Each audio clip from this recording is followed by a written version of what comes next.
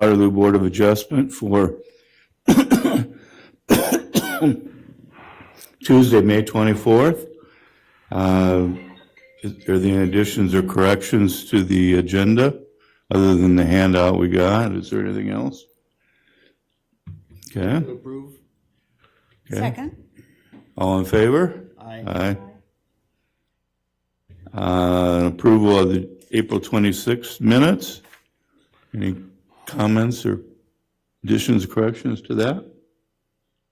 I move that we approve the Board of Adjustments minutes for the regular meeting of April 26, 2022. Second. All in favor? Aye. Aye. Opposed? Okay, we have 3 decision items today. Just to make everybody aware, since we only have 3 members of our committee here this time, it will be, any decision item will have to be unanimous. 2 to 1 is 2 to 1, it fails. Okay, request by Gary Miller for a variance to the accessory structure limit to allow for the construction of a new 26 by 40, 1,040 square foot garage, a 12 by 12, 144 square feet gazebo, in addition to an existing 832 square foot garage and a 10 by 10, 100 square foot shed, for a total of 2116 square feet of accessory structures, 316 square feet more than the 1,800 square feet maximum, and to allow for the existing 100 square foot shed to be located in the front yard in the R2 1 and 2 family district located at 206 Bishop Avenue. Staff report. The applicant is requesting a variance to build a 1,040 square foot garage for the storage of vehicles and a 144 square foot gazebo in the rear yard, and have a 100 square foot shed in the required front yard. Hold on a second. Ma'am, it'll be a couple minutes before we, if you want to have your seat, and we'll call people Okay, up. I just want to make sure that I have a chance to speak. You will. You will, but we'll call you up. Okay, the property in question is located at 206 Bishop Avenue and is zoned R2 1 and 2 family residence district, and has been zoned as such since the adoption of the zoning ordinance in 1969. The request to exceed the size limit could have a negative impact on the area, as this could open the door for other properties in the area to ask for similar approvals. The section of the zoning ordinance that pertains to this request, Chapter 5, General Regulations 10.5.1e, Accessory Structures. Accessory structures that are not part of the main building shall not exceed 1,800 square feet in size and shall not exceed 6% of the lot size. The applicant is proposing to build a 1,040 square foot accessory structure with vinyl siding and a 144 square foot accessory structure, in addition to the existing 832 square foot accessory structure and a 100 square foot shed, for a total of 2,116 square feet of accessory structures. The request is 316 square feet over the 1,800 square foot limit and approximately 144 square feet over the 6% of lot size limit. The property in question is located to the east of Bishop Avenue and to the north of Wyandotte Street. The area in question is composed of 2 lots owned by the applicant and total 32,870 square feet. The surrounding properties are primarily developed with single-family homes with a few vacant lots. The property has multiple cars stored in the rear yard of the property. A fence was recently placed in the rear yard to shield these vehicles from Bishop Avenue. The applicant is planning to store these vehicles in the proposed garage, so there will be no outside storage of vehicles. The 144 square foot gazebo counts toward the accessory structure total, although the structure will be open on all sides, limiting its visual impact. Lack of reasonable return. There would not appear to be a lack of reasonable return. The property is used for residential purposes and can have 1,800 square feet of accessory structures on the lot. There would appear to be a uniqueness to the request, as the parcels to the south and to the east are vacant and the property is larger than most residential properties in the area. Approval of the variance could have a negative impact upon the surrounding area by potentially allowing other properties in the area to request similar variances. Therefore, staff recommends that a variance to the accessory structure limit to allow for the construction of a new 26-foot by 40-foot, 1,040 square foot garage, a 12-foot by 12-foot, 144 square foot gazebo in addition to an existing 832 square foot garage, and a 10 by 10, 100 square foot shed for a total of 2,116 square feet of accessory structures, 316 square feet more than the 1,800 square foot maximum in the R2, 1 and 2 family residence district located at 206 Bishop Avenue be approved for the following reasons. There would appear to be a uniqueness to the request as the properties to the south and east are vacant and the lot in question is larger than most residential properties in the area, and 144 square feet are an open-sided gazebo with the following condition: that a restrictive covenant is executed and recorded to the lot to tie the lots together. However, staff recommends that the variance to allow the shed in the required front yard be denied for the following reasons. The zoning ordinance does not allow accessory structures in the front yard due to them detracting from the residential appearance of the property and surrounding areas. And I did have one person call in opposition to the request because of the vehicles, the junk vehicles that are in the rear yard at the moment. Okay. Any questions of staff?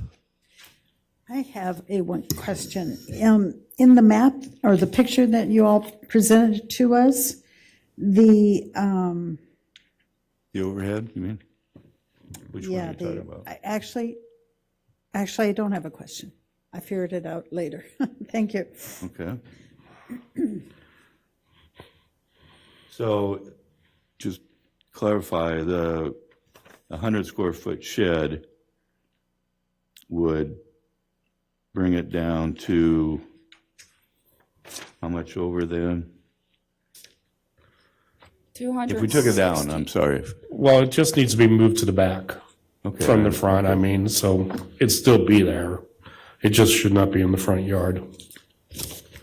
I do have, Yeah, do have the option to take it down or So move it it'd to be the back. 216 square feet more than if we had to take it down. Yeah, Okay. so I did have a question. It was on this one. On the hand-drawn submission, yeah, the shed is not drawn on here, right? no. Okay, that's what I thought. Yeah, I only discovered it when I went to take pictures and it was sitting there.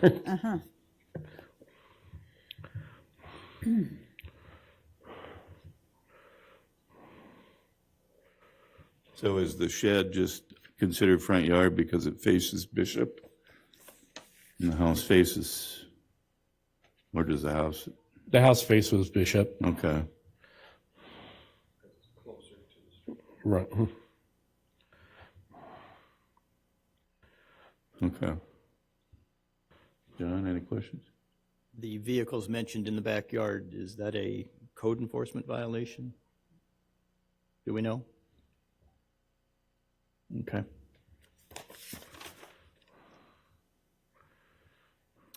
Okay. Is there anyone in the audience who wishes to speak in favor of the request? If you'll come up to the podium and give your name and address. My name is Gary Miller. I'm the homeowner of 206 Bishop. Okay. When I drew that picture, I didn't know that I had to put the shed. And then when the shed was purchased, I didn't own the big piece of land that's behind my house.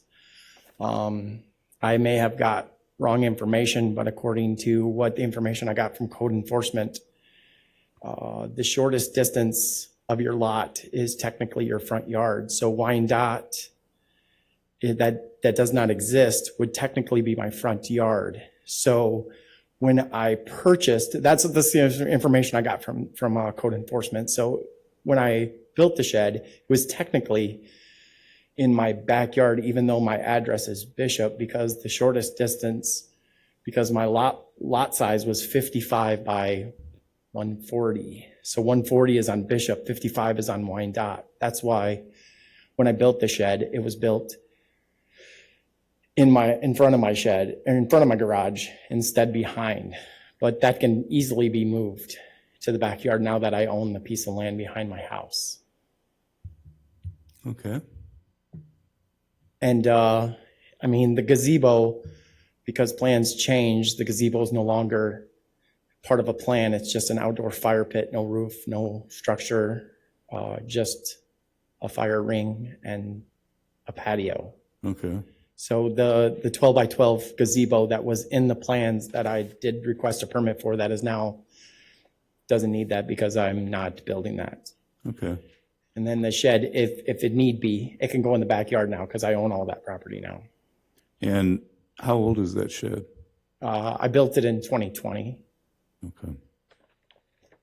I built it in like March of 2020, and I purchased the land on contract in September, October of 2020.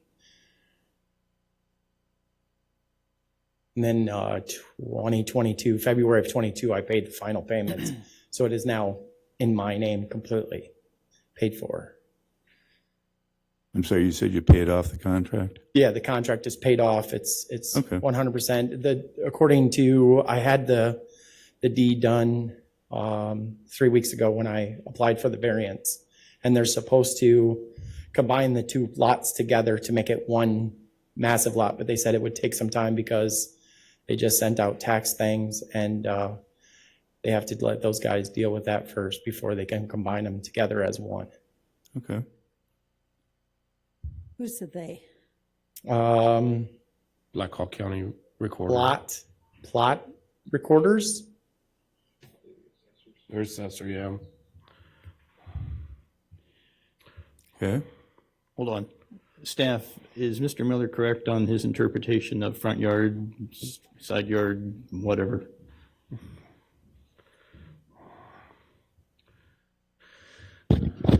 This is Schrader with staff. Although there is a provision for narrow dimension street frontage being the required front yard, there's also a provision based on which way the house faces and in addresses. So that was technically not correct. There would have been, regardless of, the narrow dimension before the back lot was purchased.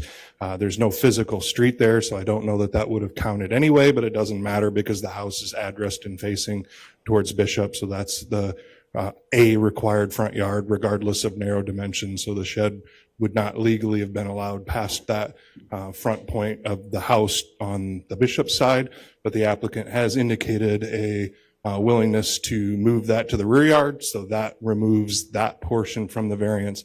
The applicant has indicated that he's no longer building the 144 square foot gazebo, so that changes the numbers that you have in front of you. If you want, John can recalculate and provide newer numbers, so that decreases the amount over the limits. Thank you. Okay. Have you had violations from code enforcement for the vehicles? Unfortunately, yes, I have. Before I built the existing garage that's on the property now, I used to get code enforcement all the time, so I built the garage, and I just acquired more cars. I have a 3-car garage, and I only have 5 cars. So according to what I understand, I don't know exactly the truth, you can only have 4 cars outside a garage structure. Well, I only have 5 cars, and I have a 3-car garage. So, I mean, I'm within code now. Licensed and operable, every single one of them. Not that I drive them all, but I mean, they're Camaros, so I can't drive them in the winter. So some of them sit for 6 months of the year. So is the size, the 26 by 40, crucial to your request? I mean, obviously you would like that, but if you cut the size down, so what are we down to now? 316 minus 144, we're about 150, huh? 1962, so 162 over. yeah, 162 over. So the way I understand it, the city will allow you to have like 5%, but a maximum of like 1,800 or something. I'm not exactly sure of the exact numbers because I just go off of what I was told. But I was still, if you take the calculations of the garage, it still should be under the 5 or 6% of whatever it is, but it's still over the allowed maximum. That's why I guess what wanted I'm the saying 40. is if you cut this building from 26 by 40 down under by, what did you say, 156? 162. 163. If you were 163 feet shorter, the only thing we'd be talking about is moving the shed to the back. Actually, we wouldn't be talking about anything. Well, I mean, just because of dimensional lumber, that's why I wanted to go with 40 instead of 38. So 26 and 40 is dimensional lumber 8, it's just cheaper to build at 40 than it would be 38. I mean, it's more expensive, but in the long run, it's cheaper. That's why 40. Not really, I mean, I would rather have 60, but I'll settle for 40. I have Okay. a couple of questions. Mr. Miller, do you intend to have more vehicles than what you presently have? No, the garage in question is going to have 12-foot sidewalls, so I can put lifts in there. Because, like I said, I have 3 Camaros, and you can't drive them in the wintertime, so they'll be on lifts inside the garage. So everything will be in the garage in the wintertime. So you're maxing out at the number of vehicles you have. No, I only have 4 or 5 right now, so But are you going to purchase more vehicles and not place them without on the selling property? some. Not without selling some, but no more than 5. Okay. Do you intend to keep this shed, The the one that's in front of the in front of the garage? yard, I would like to keep it. I mean, it stores lawn equipment, so I would like to keep it if Well, that's possible. entirely up to you. I mean, I would like to keep it, and I could just put it in the backyard. That's no problem whatsoever. I'd more What's than your, enough what's your backyard. anticipated time, if this is approved, what's your anticipated timeline for moving that shed to the back? I could probably have it done by the end of June, realistically. Okay, thank you. I have a question of staff is so if we would vote it down, he could go ahead and do it if he just cut the size down below that 1,800 square feet. There would be, I mean, our action wouldn't stop him from doing something. Correct. Okay. What about the garage in the front, or the shed in the front? Would we? Well, I the mean, shed it- still needs to be moved to the back no matter what happens. Yeah, that's not an issue. That can be, like I said, that can be done within a few weekends. It was built in a weekend. It could take down in a weekend. It's made out of steel, so it's easy. So I picked up on something. Tell me the size of this new structure that you're planning to build. It's 26 by 40 and 12-foot sidewalls. Okay. It will have vinyl siding. It will be the same color as the house. It'll have 412 pitch, exactly the same as the house and the garage. It will have steel roof, just because I have extra steel in my, I built a carport in my backyard, come to find out I needed a permit, didn't know, so it is coming down. So the steel that I use for my carport is gonna go for the roof of the garage. Okay, so hold on now just a second, because I drove by the other day and to get an eyeball on what's going on here. So at the present, there's a shed that sits in front of the garage Correct, and a house. correct. And behind the garage is this Carport, carport you're talking about. correct. But that's going away. Correct. I didn't know that, they sell carports at Menards. I just built mine. So I just was more or less building a carport so you could park a car in the wintertime without getting snow on it, such as that. I got a stop work order on it, talked to the city about it, and it has to come down. So What's the timeline on that? that as soon as, now that it's coming spring, just weekends. So I'm assuming by the end of June, I can have the shed moved and the carport down, gone, history. Okay, so then we have a garage, a house, a shed, which is going to be moved to the back, and this new structure that you Correct. just talked about, and no gazebo. No gazebo, it'd just be an outdoor fire pit, area, patio. Okay.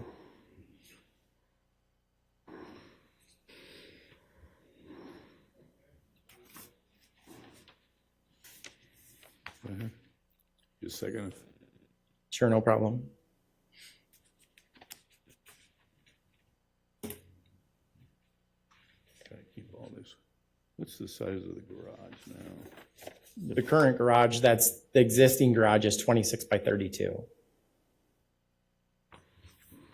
832 square foot. Okay. Okay, any other questions? No. Thank you. Is there anybody else wish to speak in favor of the request? Okay, ma'am, if you're here to speak against the request, it's your time now. Thank you. Need your name and address? My name is Kathy Stone. I live at 1202 Fulton Street.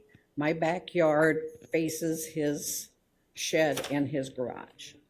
My concern is, since he's lived there, some of the projects he has done, he has not finished them. He has purchased, well, he says he has purchased the backyard, which I believe that someone else has purchased that, and he is leasing that.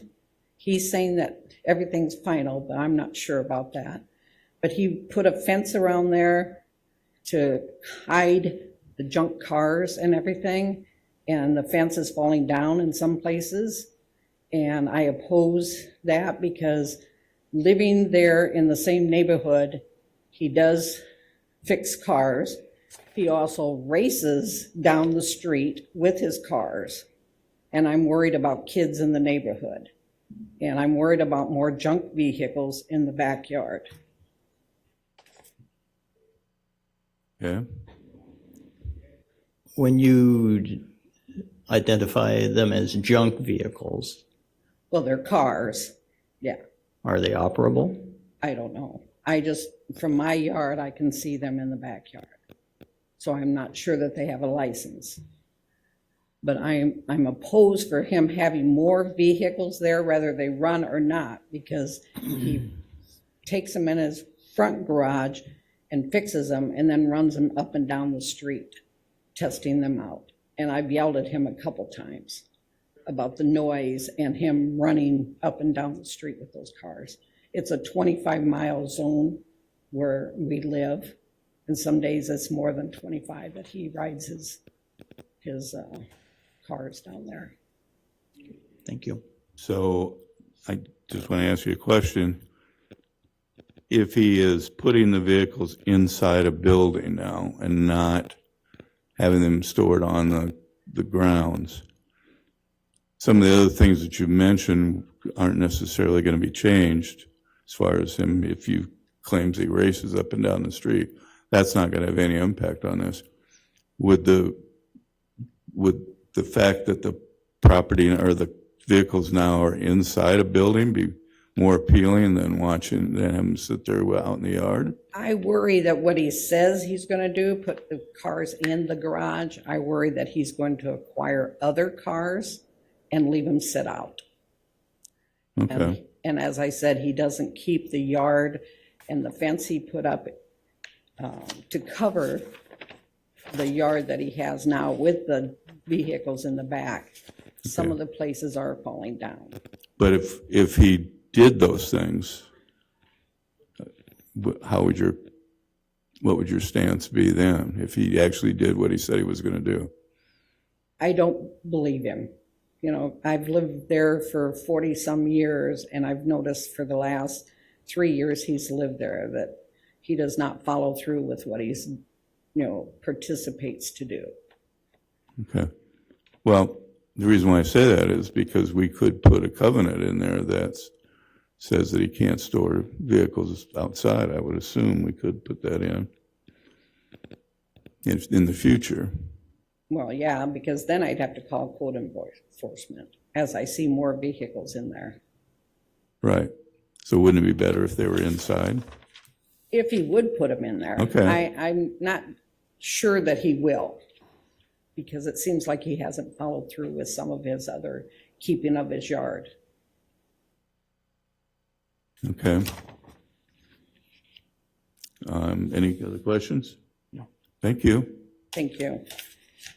Anybody else wish to speak against the request? Okay, is there any other further questions? I have I'm not sure I'm understanding that the condition of a restricted covenant. It ties the two lots together, so they cannot be sold separately. Oh, this ties to that. Thank you. Yeah. Okay, thank you.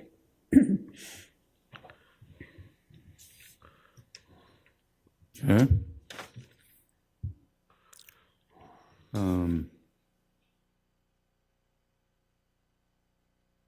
Well, I think he would meet the requirements if the size of his building was 24 by 40. I was trying to quickly add up some, since he's taken away the gazebo. 24 would be a dimensional lumber. Because most garages are 24. But it's Very not- few would be 26 typically. But it's up to him. Does that mess up the what 12? size he wants. Well, I understand. I'm just saying, if we denied the request, if he went to 24, he'd, 1,892 with the 100 square foot shed. still is out of, yeah, okay. 92 feet, square feet, yeah. Okay. So what's the wish of the board? Is Got a there, motion? if you're ready? Yeah. Jerry, can you add some things in? Like Of course. move the shed? Why don't you do it? No, go ahead. Okay. And take down the carport. It isn't there now, is It it? is. Oh, it is? Yeah. Okay, Are you talking about the gazebo or the carport? No, carport, behind the garage. Okay. He didn't have to carport staff work because it was in violation and indicated it was coming down. Okay. This will add some meat to it. How's that? all right. I move that we approve the request by Gary Miller for a variance to the accessory structure limit to allow for the construction of a new 26 by 40, 1,040 square foot garage. Total of 1,972. For a total, what, not yet. Not yet. You got to Oh, add yeah. the existing In garage. addition to the existing 832 square foot garage. So that's a total of and the 10 by 10 100 square foot shed, for a total of 1,972 square feet of accessory structures. 172 square feet more than 1,800 square feet maximum, and, hang on,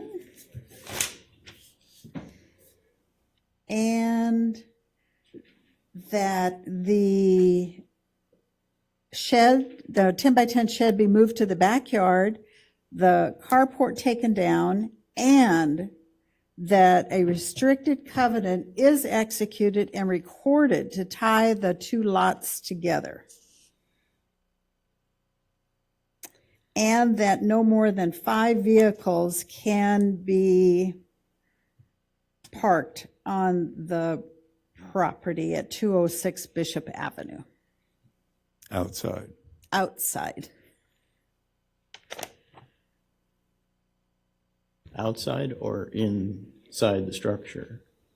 Total Total vehicles Vehicles. on the property. on the property. Second. Okay, any further discussion? I'm on the fence here, but I think he could cut it down and get it done within the 1,800 square feet pretty easily. And then he wouldn't have to be here. So, okay, all in favor? Aye. Aye. It's approved. Approved. Thank you, Eric.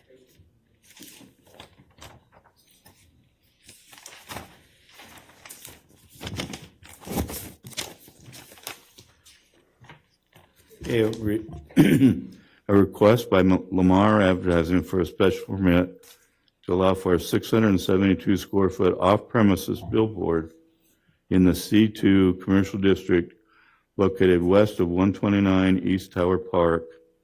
Staff report. This is Dorn Office staff. The applicant's requesting to construct a new 45-foot tall, 672 square foot billboard just west of 129 or 125 East Tower Park Drive, located along East San Martin Drive, just east of the intersection of Kimball Avenue. The request to construct an off-premise site would not appear to have a negative impact on the surrounding area, as there is other off-premise billboards along the San Martin corridor. The proposed special permit would not appear to have a negative impact on vehicular or pedestrian traffic conditions in the area.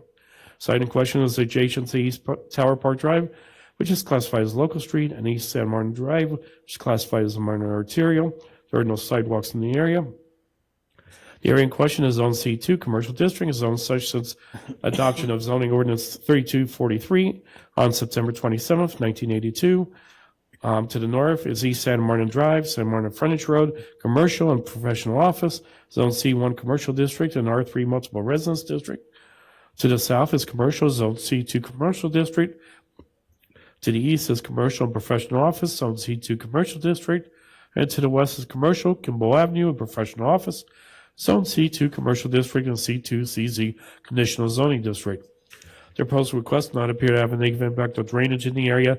The proposed billboard would be located on the bank of a drainage detention area, but would not negatively affect it. The area comprises of commercial development constructed between 1994 and 2000. The applicant requests a special permit to construct a 45-foot tall, 672 square foot off-premise billboard sign west of 129 East Tower Park Drive. The applicant noted that the west face of the billboard would be a digital display, and the east face would be a normal display that can be replaced. The zoning ordinance requires that billboard structures shall not be permitted within 1,000 feet of another billboard structure. Off-premise signs measured in either direction along both sides of the street, which adjoins the billboard structure, measured from the base of structure to the base of structure, regardless of grade. There are no off-premise signs within the immediate vicinity. The zoning ordinance requires that all districts where permitted, C2, C3, M1, and M2, excluding corridor overlay districts, billboards should have prime message area not to exceed 300 square feet. Billboards may exceed the 300 square feet for unique site characteristics, including but not limited to setbacks, surrounding land uses and structures, spaciousness and visibility. Any requests over 300 square feet in area must follow the procedure for applying for a special permit from the Board of Adjustment after a recommendation from the Planning, Programming, and Zoning Commission. The applicant could build a billboard off-premise sign that is 300 square feet on the site and not require a special permit. In no case shall the Board of Adjustment grant a special permit that exceeds the 672 square feet with traditional trim areas not to exceed 150 square feet. The maximum allowable height as measured from the natural grade at the base of the sign to the top of the structure is 48 feet, and there will be a minimum of 10-foot clearance from the natural grade at the base of the sign to the top of the structure. There is 28 feet from the bottom of the proposed sign and the surrounding grade. The lot in question is used for drainage, and the proposed sign would not be allowed to interfere with the existing detention facility. The site plan submitted by the applicant shows that the sign would not be in the area of the detention facility, but would be located near the top of the bank. There was no comments at tech review on the request. To Tom Weber at Lamar Advertising explained that the reason that they are looking for the 672 square feet is due to the distance to eastbound traffic being 140 feet and distance to westbound traffic almost 200 feet. So the size is needed for proper visibility. The Planning, Programming, and Zoning Commission voted 6-1-1 with Parrish voting no, Haldeman abstaining to recommend approval of the request at their May 10th, 2022 regular meeting. And so just a note, we did have one person in opposition at the Planning and Zoning Commission, and I believe he is on Zoom now, and we'll talk after talking the opposition. And we did get an email, which I have distributed to the members of the board from the neighbor to the east. And John Childs also mentioned that he did have somebody talk to him, but I believe it's the person that is on the on Zoom right now. And just to emphasize that they can build a 300 square foot billboard without a special permit, and this lot is a detention pond and basically could not be used for any other purposes beyond that. Therefore, staff recommends that the request for a special permit located along west of 129 East Tower Park Drive be approved for the following reasons. The request is conformance to the comprehensive plan and future land use map for the area. The request will not appear to have negative impact on traffic conditions in the area, and the request will not appear to have a negative impact on the surrounding area. What, I'm not asking for precise measurements, but like this Dairy Queen sign here, approximately comparing it, how big would it be and how tall would that be approximately? Do you know? I don't know off the top of my head.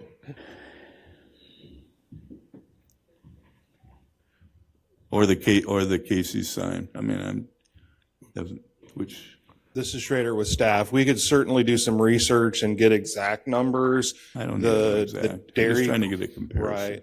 The Dairy Queen one, I'm gonna guess is probably, isn't it? It's kind of square, isn't it? It's rectangle. Direct. Is it more rectangle? All right. So, it might be somewhere in the order of like a 10 by 15. It could be bigger than that. Usually the heights of those on-premise signs are limited to 48 feet. I don't know that any in that immediate vicinity are at that. It's probably somewhere in the 30, 35 foot range. Okay. This is just my guess. Is it 48 to the bottom of the sign or to the top of the top of the sign? Okay. Any further questions of staff? No. Does anybody in the audience wish to speak in favor of the request?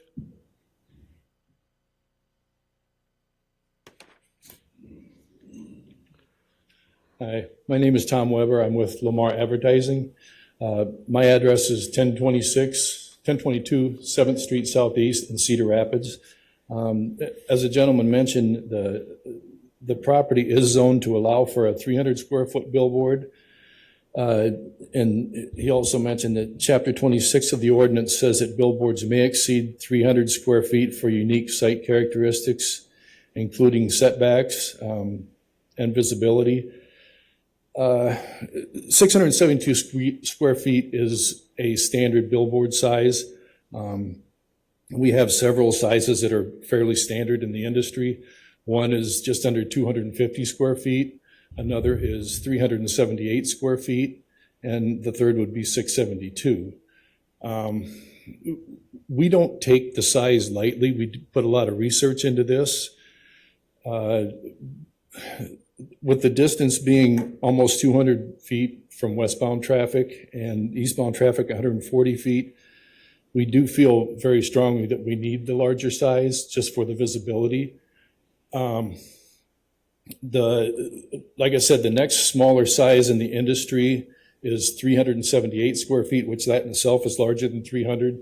And the reason for that is when we do a digital sign, part of the attractiveness to the customer is that we can put it in one spot here and a month later put it in another spot and use the same template. The 378 and the 672 are the same template. It's just enlarged. It's the same proportions.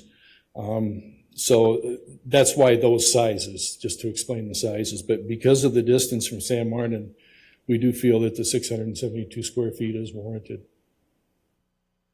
The sign that's on the corner of Fleming and San Martin, is that one of your signs? That's one of our signs, yes. And is that 672? That is 672, and that's 110 feet from one direction of traffic and 160 from the other. So this is significantly farther than that one is from the road.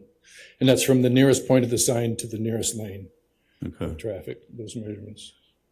So, might be a tough question, but how do you address the aesthetics that are in question with the people that I've heard from that don't want that? The What would you, aesthetics, the aesthetics to that sign, to this sign, not the, how would you address that to them? I guess I'm not sure what you're getting at. I mean, People don't like the looks of it. They don't like it there. They don't like it in general. How are you going to address that? Because I know there's at least one person that's going to object here. And we take significant pride in the appearance of our sign. Every 5 years, every sign we have gets a new paint job. We have 5 people that are digital technicians in our shop. So if something goes wrong with the digital, like a part of it, a module goes out, we pride ourselves in being able to fix that within 24 hours. We can send a guy right out there to do it. So we take great pride in the appearance of our signs. I guess beauty is in the eye of the beholder. If you think an off-premise sign is that much different than an on-premise sign, then I guess that's your opinion. But I'm sure the on-premise sign people would take just as much pride in their signs as we do with ours.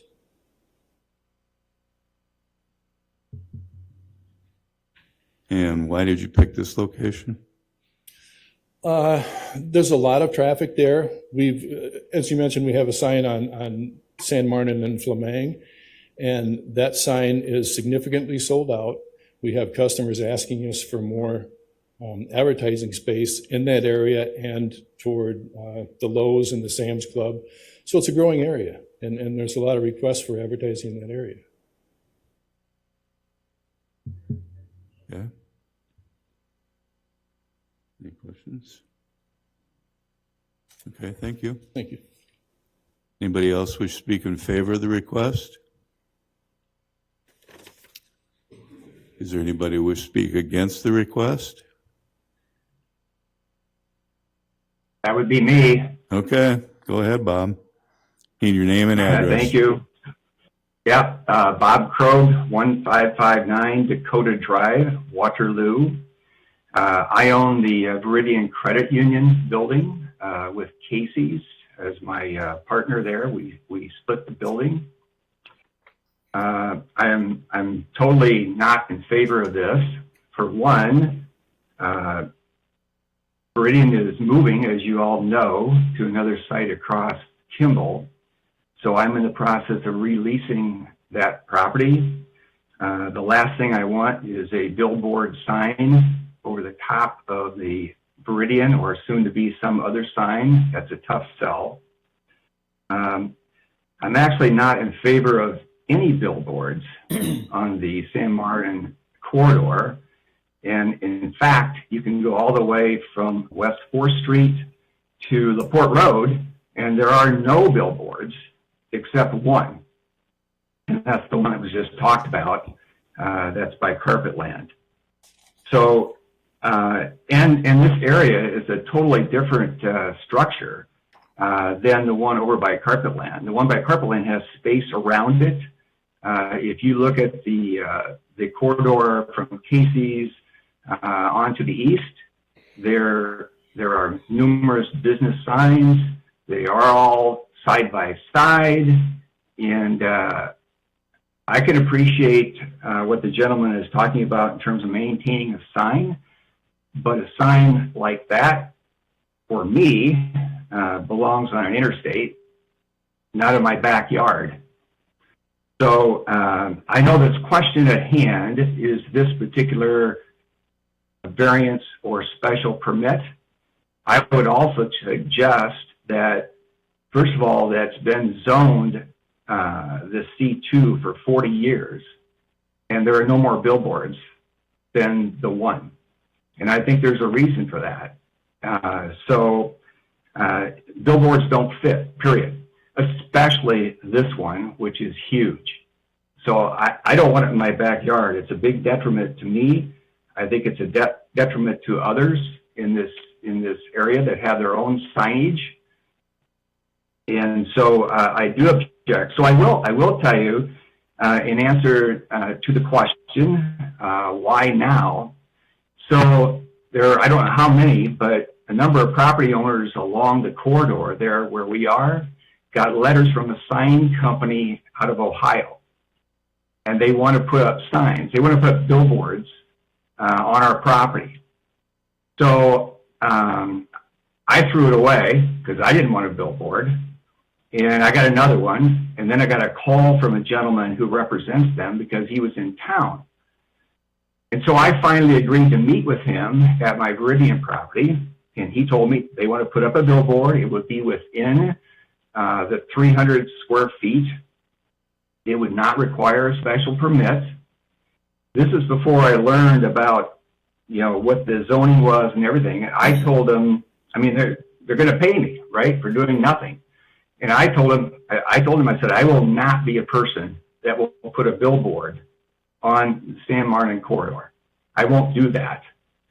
And secondly, I don't think the city would approve it. Well, subsequently, I have learned the zoning allows them, and as long as they're 1,000 feet apart, you can put up billboards. But there haven't been any. So again, sorry to digress, but that's why the question is asked. I'm sure that Buzz got that same letter, as did the car wash next door, which has already signed a contract with the Ohio company, pending what happens with this discussion and vote. But I walked. I said I won't do it. So bottom line, we don't have a rendering that shows us what the look will be. To your question, the height, the Dairy Queen sign, all that, we don't have a rendering. So we can't vision that, except we did hear it is the same size as the one over by Carpetland. So now we need to stick that sign over next to Greg Harder's Medical Center, the car wash, the Viridian Credit Union, and it's going to be a neon sign to the west. That is just so totally out of place. Again, I don't doubt that Lamar takes care of their signs, but this is not a place for a sign like that. It will stick out like a sore thumb. Okay. I got a question of staff. If we approve this request, what he's talking about with the other signs, they would not be allowed, correct? If we allowed this one here, then those wouldn't be they'd be within 1,000 feet. This is Schrader with staff. The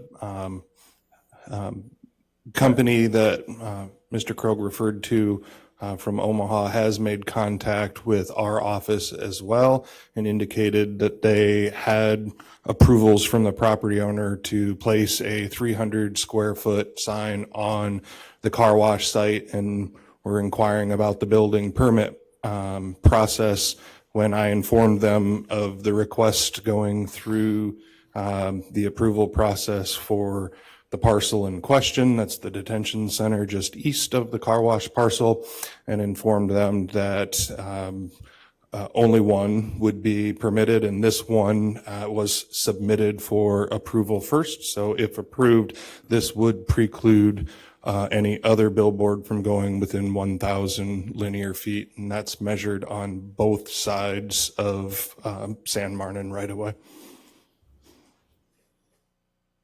Okay.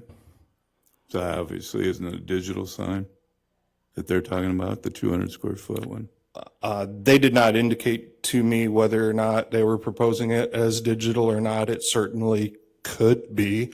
There certainly could be, there might be reasons why they may not want to do a digital sign if it's capped at the 300 square foot based on visibility, but it could be a digital. All right. I would tell you, they told me it would not be a digital sign, but probably within 5 years it would. Okay. I don't know, did I ask if anybody else want to speak in favor. anybody else want to speak against the request? Okay. Any comments from the board? I want to echo what Mr. Krogh said, and in my opinion, I just don't feel that that corridor is the proper place for billboards or a sign of this size. It just doesn't fit. Okay. So, guess we need a motion. Can I speak to that? No. Okay. The applicant normally redirect. You what? The applicant can normally redirect comments provided. All right. But that's okay. No, you're fine. If you want to come up.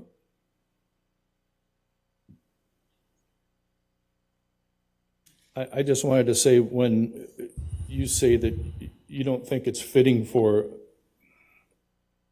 a billboard of that size to be there,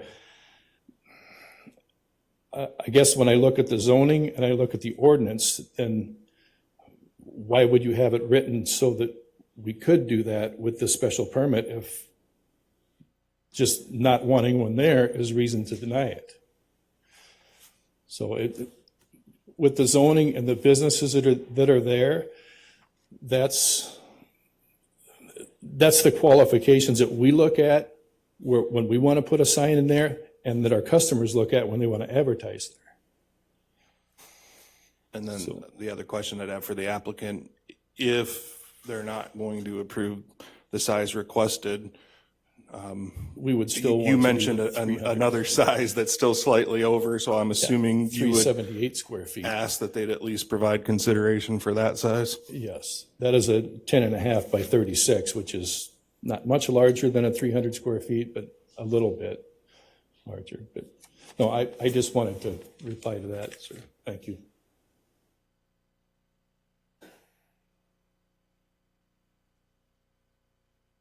Well,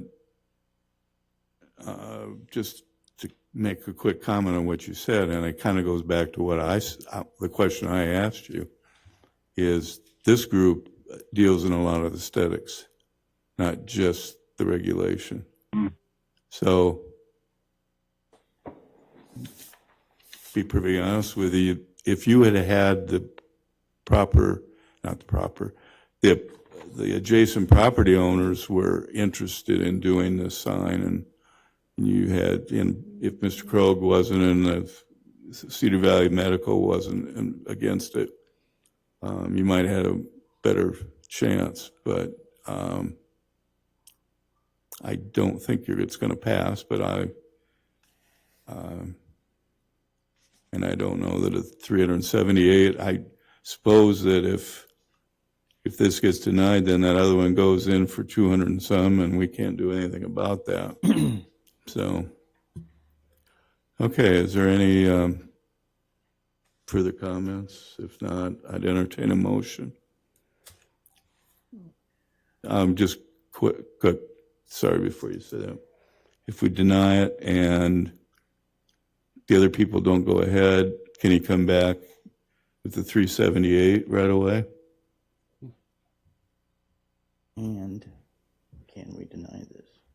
This is Schrader with staff. This might require some legal review. Another permit has not actually been submitted yet. It's been indicated that it would, but it hasn't actually been submitted yet. I think one option for the applicant would be to just revise his request based on a denied special permit to pull a building permit for the 300 square foot. The other potential Complicator would be is if there would be an appeal of any action of the board, that would probably stay any building permits. Okay, I'm sorry, John, did you? So do we have standing to deny this? I think we do. You not think we have? John's question is, do we have standing to deny the request? We have the authority or the obligation to approve the request. Yeah. That's our job. Hmm? Isn't that what we're here for? Yeah. I guess. I think so, but John brought it up, so. Here we go. I'll move to deny the request by Lamar Advertising for a special permit to allow for a 672 square foot billboard in the C2 commercial district located west of 125/129 East Tower Park Drive. Second.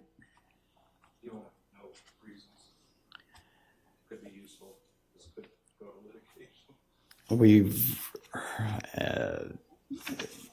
for the fact that we've received opposition from property owners within that corridor who are resistant to this sign, in particular the size of this sign.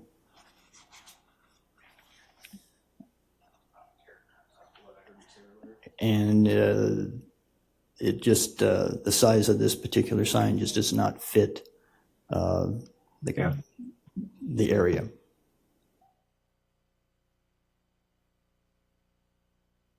Okay, it's been moved and seconded to deny the request. I just want clarification on what you said, Eric.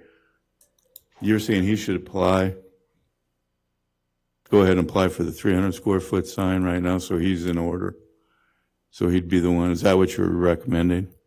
I'm not recommending anything. I would But that would be a good say idea on his part. if your vote here carries, which it's sounding like it's going to, that would be one of his options. He's already submitted a building permit or a sign permit application for the 672 as part of the request for the special permit. So one option would be to revise that requested building permit down to the 300 based on the special permit being denied. There would be potentially other options such as appealing the action. So, again, clarification, another question. If this motion passes, he can come back next month with a 378 request, or would he not be able to for 4 months? We would have to review that. I think if it was not brought back up by a member of the board, I think then that waiting period would kick in. I'd have to review that. But I believe there would be that waiting period. All right. All in favor of the motion to deny the request? Aye. Aye. Aye. So, Thank you very much.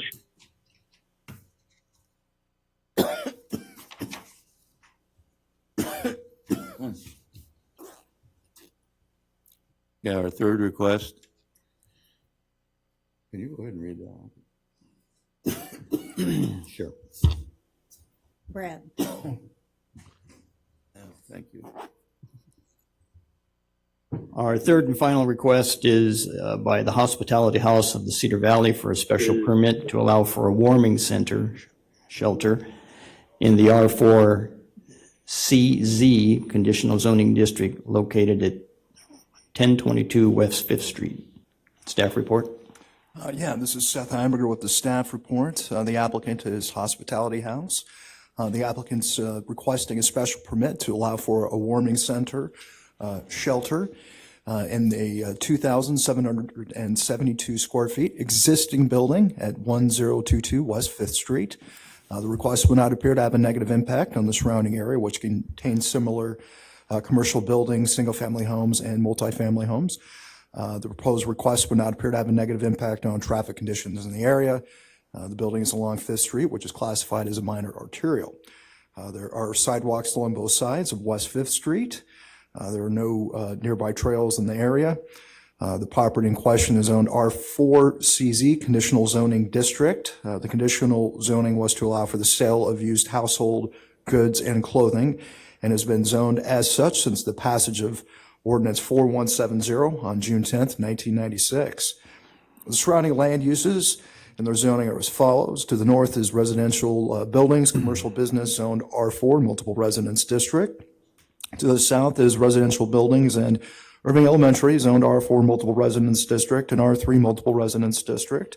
To the east are residential buildings and commercial buildings zoned R3 multiple residence district, R4 multiple residence district, and C2 commercial district.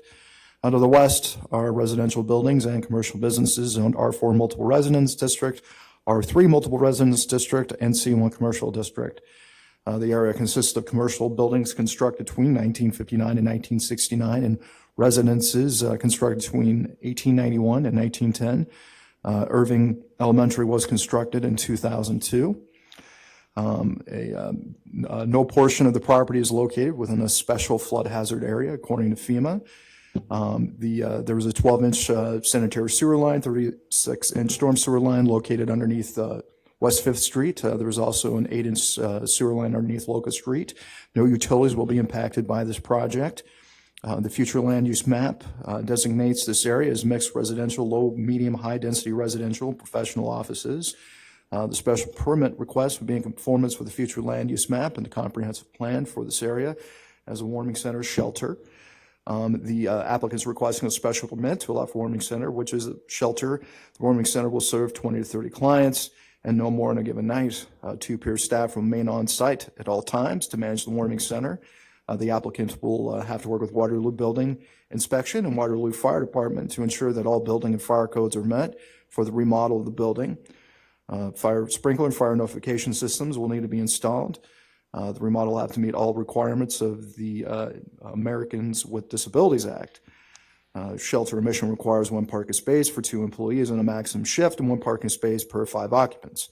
The warming center will therefore require a minimum of 7 parking spaces based on 90-degree perimeter and island parking with a stall width of 9 feet and stall width of 13 feet. The site has enough room to accommodate 22 regular spaces and 1 handicap space that is 13 feet wide and 18 feet in length. So the site meets zoning ordinance parking requirements for shelter admission. The zoning ordinance requires approval of special permit by the Board of Adjustment and recommendation by the Planning and Zoning Commission for non-profit institutions of philanthropic or educational nature, which include a warming center / shelter. The purpose and intent of uses that require a special permit is to avoid negative effects of a proposed building or use, the character of a neighborhood, traffic conditions, public utility facilities, and other matters pertaining to the general welfare. The Planning and Zoning Commission approved the request with a 5-1 vote. Parish voted to deny the request and Holdeman abstained due to a perceived conflict of interest.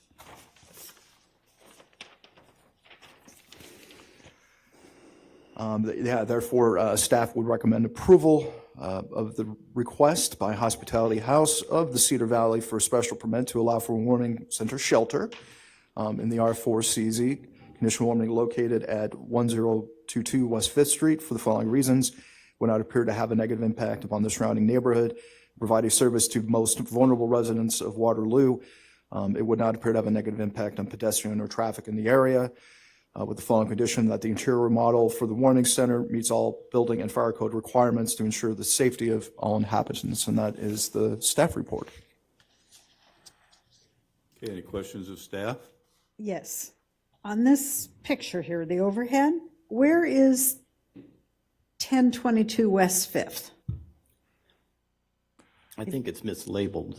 It labeled 701. Right. It's 1022 is the building that the arrow is pointing to, but the arrow is labeled as 701 West 5th, which isn't correct.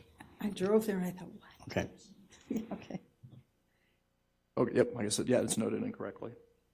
So the arrow is 22. 1022. Okey dokey. Thank you. Yep, so the shaded region's correct, just the label is not correct. Okay. Appreciate it. Thank you.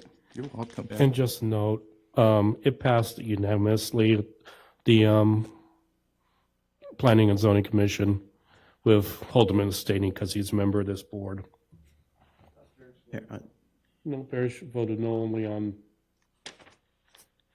the, The other one? and the other one. Oh, okay. that's not what your report Okay, I guess says. maybe that was incorrect in the staff report. Okay, Yeah. apologize. Okay. Anybody wish, any other questions? No. Anybody wish in the audience wish to speak in favor of the request? Okay. My name is Robert Klein. My address is 811 14th Avenue, Gilbertville, Iowa. And I've been associated with Johnny in the hospitality house and the warming center that have previously been in Waterloo here. I think it's going to be a great asset to the city of Waterloo to do this. Cedar Rapids has over 100 beds for homeless people in it. Waterloo here, we have the Salvation Army. Johnny, do you know how many? 18. They have 18 beds. So if you could just compare the size of Cedar Rapids and the city of Waterloo in comparison, we have 18 in Salvation Army, and we have a couple at the Catholic Worker House. So I think this is something that the community needs to help these people out with things. I've worked the warming shelter in the past, in the evenings, at night, and we had one individual come in that she came in on a bus with no coat, no nothing, middle of winter, and they provided a place for her to sleep. Salvation Army wouldn't have took her in, so I think there's a real need for this, and my experience from the overall community and talking to just about everybody, there was one opposed at the planning and zoning meeting, but it's mostly in favor of this, and I really think it's something that's well needed for this community, and it would be a great asset to the city of Waterloo to have this. Do you guys have any questions for me? Yes, just a couple. As far as how many, do you close down at a certain period of time, like summer months, is it completely closed? Or? At this point, yes. I don't know, if there's going to be a need to have that open. It's something that could possibly happen in the future. Right now, they operate only in the winter months where people are at risk for continued living. Yeah, so that at this point in time, that's what it is the winter months. So if somebody that comes into the facility in the evening, what are they required to do the next day? Leave by a certain time, or? Yeah, their checkout time is what? 7 o'clock. They have to leave at 7 o'clock in the morning to do whatever they need to do to be out there in the community, to try and find a job, whatever. Johnny also runs the hospitality house, which does give them some refuge during the winter also. During summer, also winter, that's a year-round facility. And she does provide meals for them during the entire year, during the day. So this isn't a meal type thing that we're proposing for here. It's more or less a sustain of life situation. And somebody could keep coming every day or are they limited on how many times? No, they're not. They're not limited to how many times they can come. So, yeah, no on that. they're Are they identified or are they just? Yes, we take information when they come in. They have to have an ID, correct, Johnny? They have to have an ID. We want to know who's there. We have security cameras and everything in use at all times. So it's, once we know the person, they don't have to show their ID and stuff coming in, but everything's evaluated. And if it gets out of line for any reason with any individual, the police department is always more than happy to be Johnny on the spot for us. No offense, Johnny. Are these individual, just like a dormitory, or are these individual cubicles? No, it would be more like a dormitory. So they're just bed after bed after bed, and then separated with enough space. They did follow the rules of 6 foot space between things, between people a few years ago. But yeah. Okay, that's all I have. Are there shower facilities? The intentions right now to renovate the building is to include one shower facility in it. And I think that has to be handicap accessible. And all plans for the renovation are to be within city codes. There's not going to be any application for anything to be outside of the codes of, building codes. I'm wondering about winter. It seems like it hasn't ended yet. So through these months, actually in the spring, it's been very, very cold. So have you been able to serve the people? Well, right now, the city, throughout the winter months, the city regulations, because of sprinklers and things like that, Johnny was able to comfort a few people, because this last winter, we did not have an actual space for them to come in and sleep. Okay? And the city of Waterloo says, no, the hospitality house is not acceptable. They can come in there, but they can't fall asleep. And so she was able to house a few people. By law, they couldn't sleep there. They had to stay awake. 10 was their limit to have people in there, and those people were required to stay awake. So this is, it's a well-needed thing for the community. Thank you. Mr. Klein, I have several questions, so bear with me. You're in the process of purchasing this building? Yes, they're under contract right now, and I think we're due to close when, Johnny? June 3rd. June 3rd. Pending approval of. Yeah, pending all this approval and everything, we have closing set up for June 3rd. We have funds. We have $300,000 plus donated already to renovate this building and take care of it. And they haven't really even done a public appeal yet. That's pretty much all private people stepping up to bat and saying, businesses and things like that are saying, this is needed.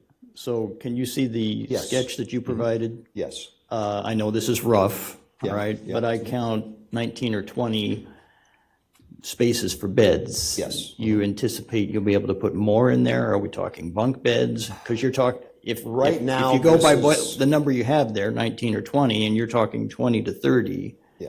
how do you make that work? The basement will be sprinkled also. Okay, so should the need arise down the road, we'd have to follow all codes to do that. And their exits and easements, or the window, what's the window called? Oh, egress. Egress window. So there'd have to be some things done there to enable that to happen. Right now, the main part of the facility, that's the limit of the plan as far as upstairs go. We may be able, if you look at the large space between both of those, there's a possibility that we could add another row there. That is not our intentions at this point.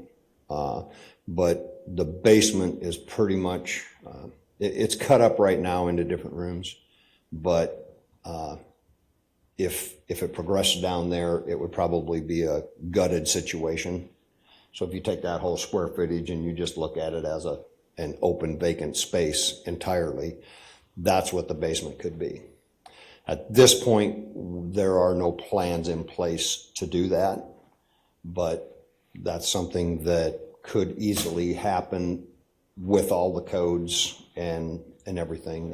That's something that could happen, but we haven't seen a need for that yet either. All right, so if you do not do that renovation, your max on main floor is 19, 20 perhaps? Yeah. Okay. Is this going to be a co-ed facility? A what? Co-ed, males and females? Yes, but they'll be separated. We have a couple of rooms designated on here as office space, but we think we're probably going to end up using some of that space as, Johnny, do you want to elaborate on that? For the women and children. If we get women and children, they will be separated. And so there's a couple of these spaces up here. I don't know where you've got them on the Bob. I don't have my glasses on.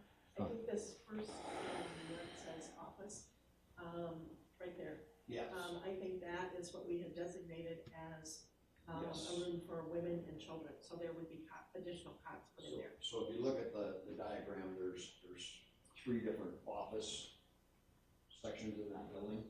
And women and children are not something that happen hardly at all there.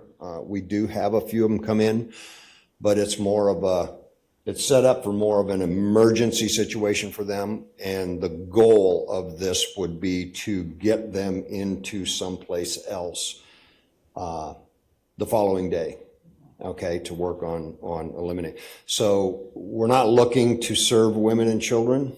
And if they're in there, we're trying not to make it a co-ed situation.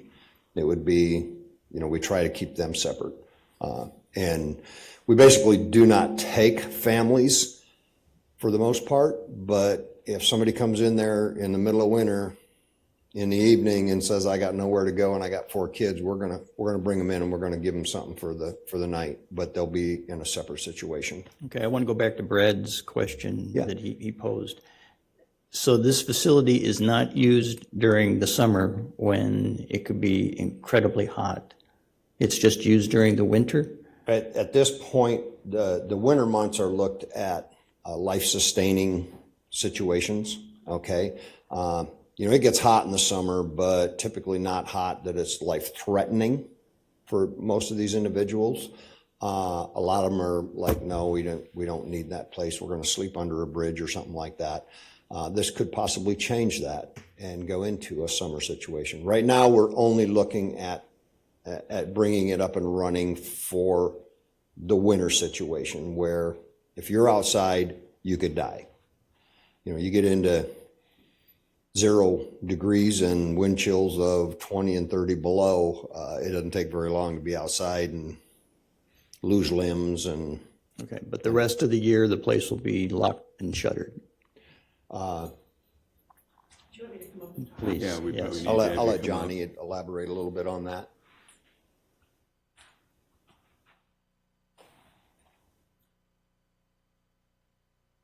My name is Johnny Hanson. My address is 307 East 3rd Street in Waterloo. Right now, we're looking at warming center. We're looking at getting something for the people to be life-sustaining during the winter time. Once we get the building and we get in there, we're looking at it being a resource center. So our goal is not to have it shut up for the other 8 to 9 months of the year. We would be doing probably some community resource things, handing out free personal care items, clothing giveaway, those types of things through that building. We don't want that building to just sit there and be closed up. As Bob said, as we move down the road and get the building ready, we are not opposed to looking at something during the summertime. If there's a period of time where we've got 90 to 100 degree temperature weather and we can house people, that's something we definitely would look at. But right now, we're looking at a warming center. We have 2 years at the Hawkeye Metro Communities building over on West 4th, which was about a block to 2 blocks away from there. Hawkeye graciously let us use that building, and we were able to successfully house people. I've got a ton of letters of support with me from Waterloo PD, from the hospitals, from the crisis center, from agencies, Black Hawk, Grundy Mental Health, Pathways, all these agencies that were able to bring people to us at night so that they had a place to go. They were not just releasing them to the street. They were able to bring them to us and know that they were going to be safe during those winter months. The year before we opened the warming center, the first year at Hawkeye, we actually did have people die on the streets of Waterloo. They were frozen to death out there. So. Okay. Real quickly, looking at your sketch, again, Mr. Klein, it appears as though one of the restrooms is already handicap accessible. Yes, the one on, by the steps, shown by the steps there, right in front of the steps. And there's another restroom in the building as well? Yes, there is.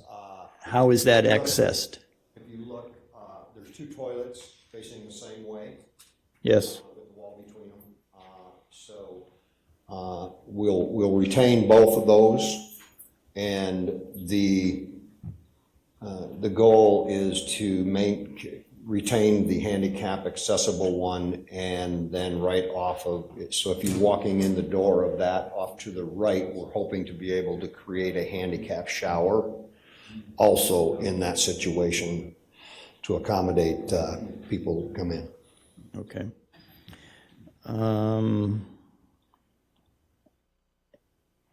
And there's a fair amount of work to do on the outside of the building. I trust you're going to take care of that.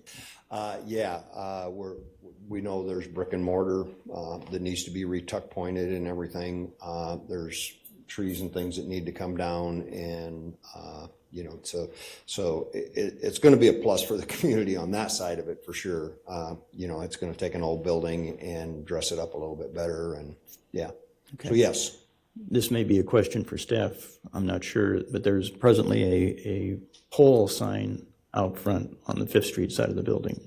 Does that go away, or what do they do with that pole and sign that's out there? I think it says Comfort Dental or something like that.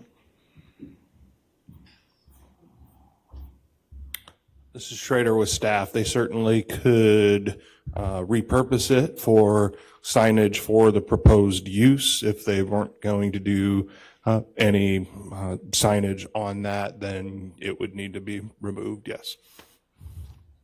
Any thoughts on that, Mr. Klein? Well, my thought would be probably repurpose it and use it as a advertising for the warming shelter to let people know this is where it's at. When we were at the Hawkeye building, there was a little bit of confusion as far as how do we get there, where do we go, that type of thing. We did have a little sign out front, but it was still a little bit on the confusing side. Yeah, so probably a repurpose situation. Okay, thank you. I'm done. I have a question, and I'm posing it really just for the record. Mm-hmm. I don't think I have a concern, but I do want to ask this question. Where you're located, there really isn't much around there for homeless people to gather. Mm-hmm. I don't know where they go during the day, and that's not my concern. Mm-hmm. But I wouldn't think there's too many spots in that immediate vicinity. So you're bringing in these people are coming from a different area of town into this area. Mm-hmm. And do you want, if you could address that for anybody that might be objecting to this ability? We've had 2 individuals at the Planning and Zoning Commission that were in favor of this, that had owned property, or one lived in the community. And their remarks were, the one gentleman said, we really want to be seen as a community that are going to help these people. We did have one person oppose it. I didn't think there was really good valid reasons on that, but there was one person that showed up and opposed it, only one. But we had two individuals that thought it would be a very positive thing for the community to show that, hey, we care about these people. And I don't think there's any question that the idea is great. They're going to probably say, why in my neighborhood? Yeah, I think that's what you're asking, is where do they go during the daytime? That they're not going to loiter in that neighborhood. What we've done in the past when they were over at the Hawkeye Center was in the morning when they left, if they needed bus tickets, we would give them Met bus tickets. It's on the bus line over there. They can come to the hospitality house. We're located right down the street from here. We're at 1003 Mulberry Street. We're open from 9 until 4 every day. So they have that option to come there, get resources, meet with other agencies, have lunch, have meals, that kind of thing. It kept them off the street from that neighborhood. And when you say not homeless people in that neighborhood, you'd be surprised how many homeless people are in that neighborhood. Yeah, I probably would be. Yeah, you would. We get calls from churches over there all the time saying, hey, we've got somebody, what can we do? Where can we send them? So that was one of the things that we did was the bus tickets so that they can come to Hospitality House. Okay. we did operate 2 years in the Hawkeye building over there. Didn't have any complaints, any problems, any issues on that end of it. And if you look at the I don't know if you can pull it up, the actual view of that, not this, but the street view. The overhead, yeah. Yeah, if you look at, if you're in the street looking in, that back L type situation where that car is sitting, the plan is to enclose that property with a fence so that the neighbors there feel a little bit better about what's happening. So we're trying to eliminate the possibility of our clients being able to just wander into any of the neighbors' properties directly from that property. So that's one of our goals, is to go ahead and fence this thing in to make it more pleasing to the exact neighbors.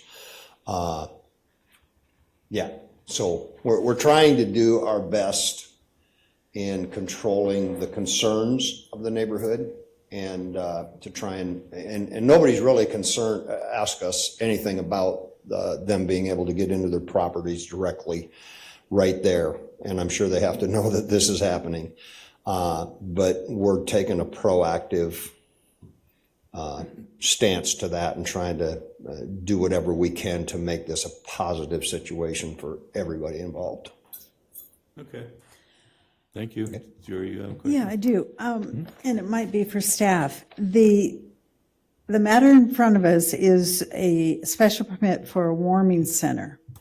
And just today, I received information from NOAA that said that the whole United States is going to be warmer this year, actually going to be hotter this year, and that the portion of the Midwest where we live, it's going to be above normal in heat. And so if they wanted to change the service from, a winter warming center to a summer cooling center, would they need a different permit or an extension? How would that happen? This is Schrader with staff. So they're calling it a warming center. From the zoning ordinance standpoint, it's